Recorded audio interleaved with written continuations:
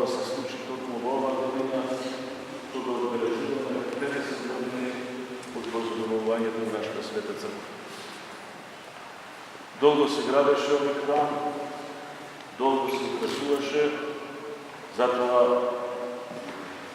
мислам дека сте согласни, е и вака убав, и вака прекрасен, уреден онака како што го види доведен православен храм.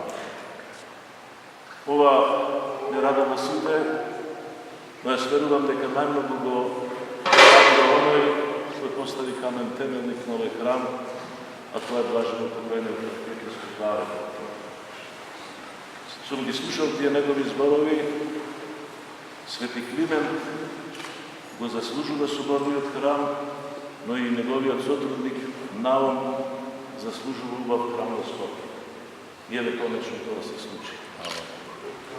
Утре, верувам заедно со сите вас и со уште некои кои верувам ќе дојдат да извршиме чинот на посветувањето на овој храм.